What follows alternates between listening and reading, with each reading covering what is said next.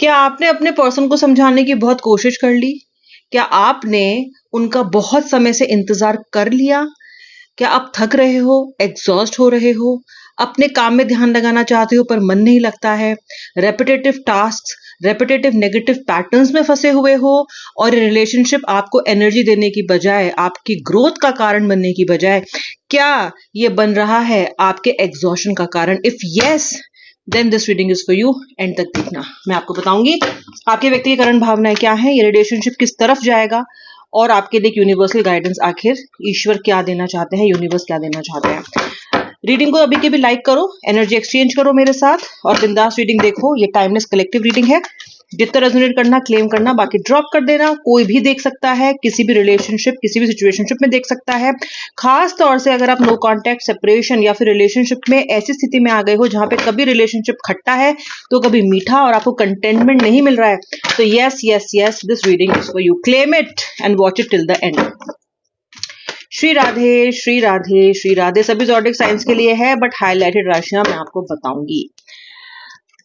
सबसे पहला कार्ड जो ओपनिंग है वो आपकी स्थिति को भली भांति दिखाता है, which is the 8 of swords. यहाँ पे 5 कार्ड निकलेंगे आपके लिए और 5 कार्ड निकलेंगे आपके व्यक्ति की फीलिंग्स के लिए, ठीक है। और अगर मुझे जरूरत लगेगी और कार्ड्स निकालने की तो मैं वो भी निकालूंगी। My God, the 9 of wands, the 10 of wands. देख लो, जब ये कंसेक्यूटिव कार्ड्स आते हैं ना, 9 नंबर का भी वॉन्ड्स का आया, 10 नंबर भी वॉन्ड्स का आया, तो कहीं ना कहीं एक स्टोरी को दिखाते हैं, एक कनेक्शन को दिखाते हैं, आपकी स्थिति में एक पड़ाव से दूसरी कड़ी को दिखाते हैं। मैं आपको बताऊंगी इसका मतलब क्या है। किंग ऑफ वॉन्ड्स एंड अभी जो कार्ड आया था 8 ऑफ पेंटिकल्स। ये कार्ड बार बार आ रहा है, इनिशियली तो आया ही था, फिर से आ गया है। द पेज ऑफ कप्स आपके व्यक्ति की, यू वर्सेस हिज फीलिंग्स और her feelings. The 7 of pentacles, all right. The queen of swords, fine. Justice, ooh la la, and judgment. यार देखो, justice, judgment, J square cards आ रहे हैं, ये भी आपको बताऊंगी क्या होगा। सबसे पहले आपकी भावना, यस यस, थक गए थक गए थक गए थक गए। पहले खूब इंतजार किया, अपना काम करके आपने छोड़ दिया, यानी कि आप जो एफर्ट लगा सकते थे आपने लगा दिया, आप जो एफर्ट लगा सकते थे आपने लगा लिया, ठीक है। और एफर्ट लगाने के बाद कहीं ना कहीं अब आप इंतजार कर रहे हो for the benefits, for the benefits, for the results क्या आएगा आपकी पेशेंस का, आप इसका इंतजार कर रहे हो, ठीक है। अच्छा, ये इंतजार बहुत लंबा हो गया है। एक होता है ना कि हमने कुछ अच्छे कर्म किए, हमने रिश्ते में 100% दिया, अपने पार्टनर के लिए जो कर सकते थे किया, बल्कि जितना कर सकते थे उससे ज्यादा ही किया। तो क्या होता है, हमें पता होता है कि यार मैंने अच्छा कर्म किया तो मुझे उसका अच्छा फल मिलेगा। अब आपकी जो सिचुएशन है यहाँ पे वो काफी लंबे समय से खिंची हुई है, यानी कि सिचुएशन में इंप्रूवमेंट ही नहीं आ रहा है। तो यहाँ पे आप जरा मुझे फंसे हुए दिखाई दे रहे हो। और आपको पता है, ये सिचुएशन में ना इंप्रूवमेंट आने की वजह से एक चीज ये हो रही है कि आप ना बंधा बंधा और स्टक महसूस कर रहे हो। ओके, जैसे कि आपको बिल्कुल लहूलुहान नहीं हो जाता है कोई व्यक्ति के शब्दों के बाढ़ों से, उसके व्यवहार से, जिससे प्यार की उम्मीद करते हो उससे गालियां मिले, जिससे कंपैशन की उम्मीद करते हो उससे हेटरेड मिले, जिससे उम्मीद करते हो कि उसके वर्ड्स आपके कानों को सूदिंग लगेंगे, वो आपके कानों में लगातार कहते हैं ना कि मतलब क्या कहते हैं उसको, हर्ट करना ना, हर्ट करना, वो आपके साथ हो रहा है। ओके, तो जो आप इससे चाह रहे हो वो आपको नहीं मिल रहा है, ठीक है। और आप उल्टा क्या हो गए हो, स्टक हो गए हो रिलेशनशिप में। स्टक होने का मतलब है आगे भी नहीं बढ़ पा रहे हो। कई बार क्या होता है कि हमें समझ में आ रहा है कि व्यक्ति मेरे लिए नहीं है, समझ में आ रहा है कि मुझे वो नहीं मिल रहा जो मुझे चाहिए, तो फिर मैं क्या करूंगी, मैं ये करूंगी कि मैं इस कनेक्शन से बाहर निकलने की कोशिश करूंगी। यही ना भाई, जो चीज अपने लिए अच्छी नहीं है, वो टॉक्सिक है, तो वो क्यों इंसान करेगा। लेकिन आपको पता है कुछ चीजें ऐसी होती है जिसका हम सेवन करते हैं, जो कि लिखा होता है साफ साफ कि it is dangerous to your health, इसका सेवन ना करें, स्वास्थ्य के लिए हानिकारक है, फिर भी लोग करते हैं। करते हैं क्यों? क्योंकि एडिक्शन है। करते हैं क्यों? क्योंकि उससे एक जुड़ाव हो गया है, अब छोड़ी नहीं जाती। ऐसे ही आपको पता है कि ये पर्सन आपकी सेहत, आपकी मेंटल हेल्थ और सबसे ज्यादा आपकी सोल के लिए हानिकारक होता जा रहा है। साफ साफ दिख रहा है कि आपकी सोल जर्नी को ये धीरे करता जा रहा है, आपकी लाइफ को लेस मीनिंगफुल बनाता जा रहा है, लेकिन फिर भी आप उस जगह से हट नहीं पा रहे हो। ओके, टिक नहीं पा रहे हो, और मतलब टिक रहे हो, हट नहीं पा रहे हो, मतलब मूव ऑन नहीं कर पा रहे हो। अच्छा, ये हर्ट ऐसी वैसी नहीं है, ये हर्ट है लहूलुहान, यानी कि छलनी रोज किया जाता है आपको, कभी उसके बिहेवियर से, कभी उसके शब्दों से, तो कभी आपकी उम्मीदें टूटती रहती हैं उस वजह से। अच्छा देखो, उम्मीद तो आपकी है तो कायदे में तो आपको उम्मीद कम कर लेनी चाहिए, पर क्या होता है जिससे प्रेम करते हैं ना, उससे उम्मीद नहीं कम हो पाती है, उम्मीद उससे रहती ही है। मुझे ये भी दिखाई देता है यहाँ पे कि आप एक एक्शन ओरिएंटेड इंसान हो, आपको अच्छा लगता है अगर प्रॉब्लम जो आ रही है वो सही तरीके से सॉल्व हो जाए। आप बातचीत करके सुलझाने वाले इंसान हो। कई बार ऐसा होता है कि अगर सामने वाला जो इंसान है वो नहीं एफर्ट डाल रहा है, तो आपने आगे से बढ़ के एफर्ट भी डाला है, आपने तब भी अपनी गलती एक्सेप्ट की है, जबकि आपको पता है साफ साफ कि मेरी गलती नहीं है, ये सब भी आपने किया है।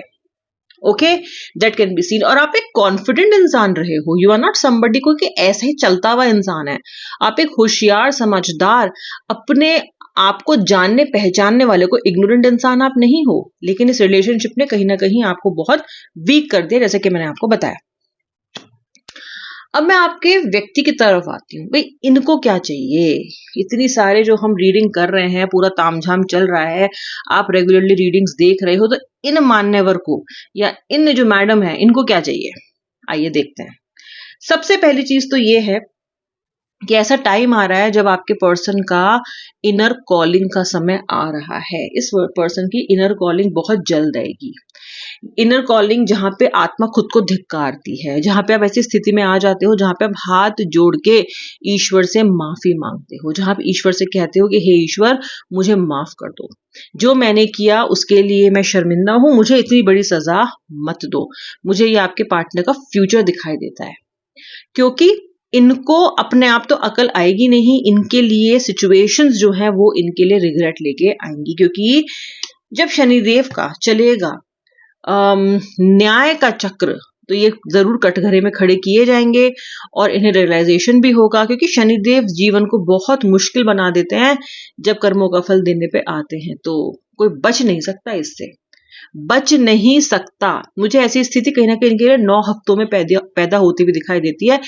और ये पर्सन लिटरली, जैसे कि मैंने आपसे बोला कि माफी मांगेंगे हाथ जोड़ के, पहले ईश्वर से मांगेंगे और कहीं ना कहीं फिर आपसे मांगेंगे, क्योंकि सब कुछ हो ही इनके साथ इसलिए रहा है क्योंकि अपने जीवन के लकी चार्म को उन्होंने निकाल के फेंक दिया। और वैसे भी किसी इंसान को अगर आप बहुत तकलीफ देते हो, बहुत परेशान करते हो, और जब वो कुछ कह नहीं पाता, जब वो उतना बली नहीं है कि वो आपको उस तरीके से आंसर कर पाए, अपना बदला ले पाए जैसे कि आप डिजर्व करते हो ना, तो उसके रेस्क्यू के लिए तो शनिदेव आएंगे ही आएंगे। देखो, कई लोग होते हैं जो इक्वल लड़ाई लड़ लेते हैं, अपना हक या तो छीन लेते हैं या तो मांग लेते हैं। आपके केस में क्या है, आप इनसे इतना प्यार करते हो कि आप एक लेवल के बाद इन्हें हर्ट भी नहीं कर पाते हो, आप एक लेवल के बाद इनसे ऊंची आवाज में भी बात नहीं करते हो, आप एक लेवल के बाद खुद हार मान जाते हो, तो वो फाइट लास्ट तक जाती नहीं है।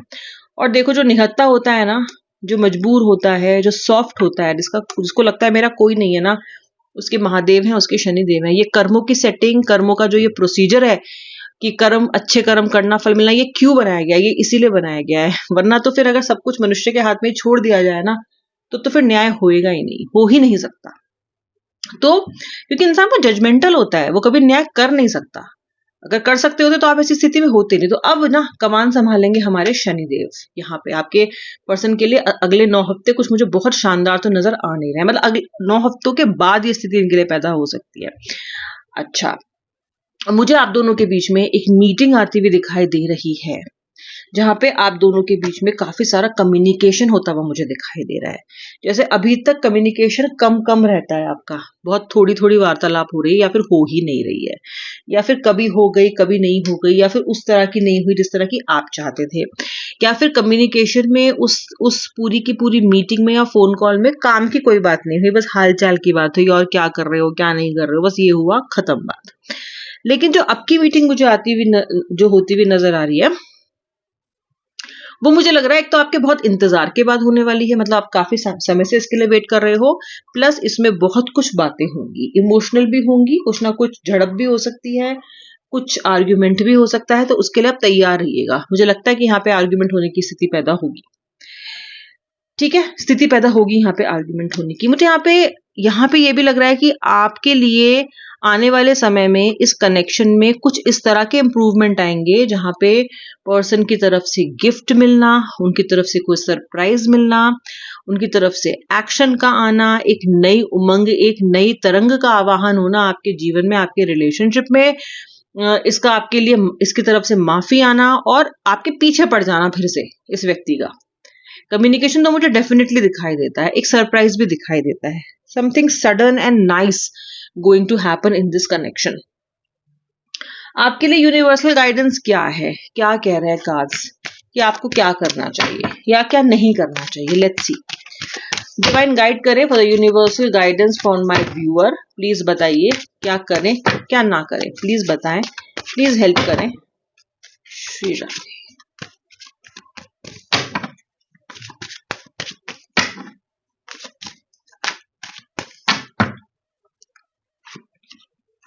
उफ उफ उफ, अपनी एंजाइटी पे काबू पाइए। अगर आप एंजाइटी पे काबू नहीं पाएंगे तो आपके शरीर में रोग आपको जकड़ लेंगे। आपको अत्यधिक मानसिक तनाव रहना, ठीक से भूख ना लगना, बालों का झड़ना, आंखों के नीचे काले गड्ढे हो जाना, आंखों की रोशनी कम होना, दिल, अगर किसी भी तरह का हृदय रोग आपको है या फिर बीपी के अगर आपको इश्यू है तो आपको और भी खास ख्याल रखना है। ठीक है। देखिए, दिल आपका बहुत ज्यादा टूटा हुआ है, आप बहुत निराश और हताश हो। अगर ये कार्ड गाइडेंस में निकलता है तो कहीं ना कहीं यूनिवर्स आपका ध्यान आपकी तकलीफ पे लाना चाहते हैं और आपको ये बताना चाहते हैं कि इस तकलीफ का इलाज आपको खुद करना होगा, अपने पे काम करना होगा। इस बात को मत इस आर्ग्यूमेंट को हम जस्टिफाई यहाँ नहीं कर सकते हैं कि जब वो इंसान आएगा तो मैं अपने आप ठीक हो जाऊंगी, मैं अपने आप ठीक हो जाऊंगा। नहीं, ये कोई तरीका नहीं है जीवन जीने का। तो यहाँ पे ये कहा जा रहा है कि जो आपको बिट्रेल मिला है, जो आपको दुख मिला है, उसकी वजह से जिस मानसिक तनाव से आप गुजर रहे हो, जिन बातों को आप भूल नहीं पा रहे हो, उनसे निकलने की एटलीस्ट कोशिश तो आपको करनी पड़ेगी। निकल ही जाओगे बहुत जल्दी, कोई जरूरी नहीं है, लेकिन गाइडेंस क्या है, करनी पड़ेगी आपको। सॉल्ट बात लीजिए, कॉफी बात लीजिए, मेडिटेशन कीजिए, ओके, थोड़ा ट्रैवल करके आइए, अपनी लाइफ में चेंज लाइए, अपनी हॉबी को वापस से रिवाइव और एक्टिवेट कीजिए, अपने जो भी आपके जॉब से रिलेटेड, करियर से रिलेटेड गोल्स हैं उन पे और फोकस कीजिए।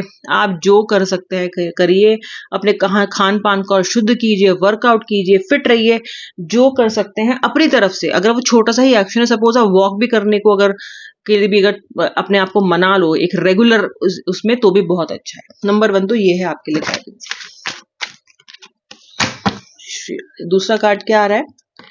देखो, साथ आने की संभावना बिल्कुल है, साथ आने की संभावना बिल्कुल है, ठीक है, लेकिन इस सिनेरियो में आपको पेशेंस रखनी है, आपको आराम से प्रॉपर आपकी लाइफ में खुशियां फिर से आएंगी। जो घरों अंदर टूट गया था वो फिर से बसेगा, इसलिए चिंता तो आपको करने की जरूरत है भी नहीं। ओके, विजय आपकी जरूर है, लेकिन इस विजय प्राप्ति के रास्ते पे अपने आप को क्षतिग्रस्त आपको नहीं होने देना है। ठीक है, अपने आप को इतना हर्ट नहीं होने देना, क्योंकि सेहत एक बार जाएगी तो लौट के नहीं आएगी, इसलिए ध्यान रखिए।